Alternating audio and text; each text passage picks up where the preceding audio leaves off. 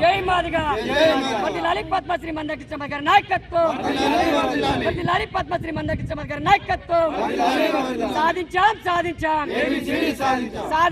సాధించాం.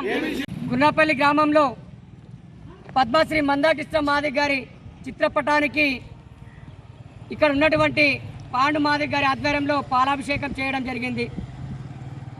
ఏదైతే మొన్న ఎస్సీ రిజర్వేషన్ల వర్గీకరణకు చట్టం వచ్చిందో, ఏబీసీలుగా వర్గీకరణను అసెంబ్లీలో ప్రవేశపెట్టి చట్టం తీసుకొచ్చారో, మరియు సీఎం రేవంత్ రెడ్డి గారు ఈ యొక్క నోటిఫికేషన్లు గ్రూప్ 1, గ్రూప్ 2, గ్రూప్ 3 మరియు అదేవిధంగా వార్డెన్ పోస్టులు అన్నీ కూడా భర్తీ చేసిన తర్వాతనే ఈ యొక్క వర్గీకరణను ఆమోదం తెలిపారు.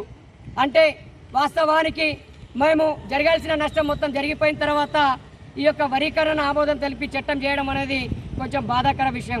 వర్గీకరణ అమలు చేసినందుకు ఒక రకంగా సంతోషం ఉంది.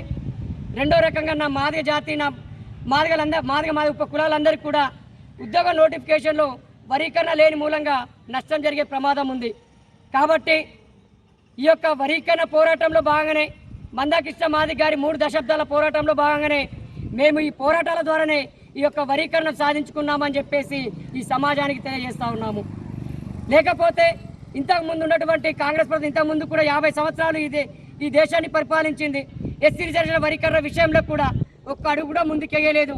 ఎప్పుడైతే గత సంవత్సరం ఆగస్టు 1న సుప్రీంకోర్టు నుంచి వర్గీకరణ మీద తీర్పు వచ్చిందో, ఆ సుప్రీంకోర్టు తీర్పుని అమలు చేస్తానని చెప్పేసి ఆయన బాధ్యతంగా ఆలస్యమైనా కూడా మనం చేసినందుకు సంతోషం వ్యక్తం చేస్తున్నాం. కానీ ఈ ఉద్యోగాలలో నోటిఫికేషన్లో మాకు నష్టం జరిగింది. మరియు ఈ మాదిగ ప్రజలారా మీరందరూ గమనించాలి, ఏదైతే రిజర్వేషన్ల వర్గీకరణ చట్టం తీసుకొచ్చిందో ఈ జాబ్ ఫలితాలన్నీ కూడా అయిన తర్వాతనే మనకు ఈ యొక్క వర్గీకరణ చట్టం తీసుకొచ్చిండు.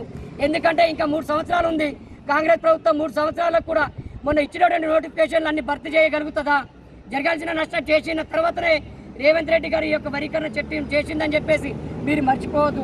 ఏదేమైనా కూడా వర్గీకరణ సాధించే దిశగా ఎన్ని కుట్రలు చేసిందో, ఎవరైతే ఎమ్మెల్యే అయితే వర్గీకరణ మీద కుట్రలు చేసి వర్గీకరణ జరగకుండా ఆలస్యం చేసిందో వాళ్ళందరినీ కూడా పసిగట్టేసి రాజకీయంగా వాళ్ళకి మనుగడ లేకుండా కూడా మాదిగ జాతి సన్నద్ధం అవుతుందని చెప్పేసి తెలియజేస్తూ జై మాదిగ.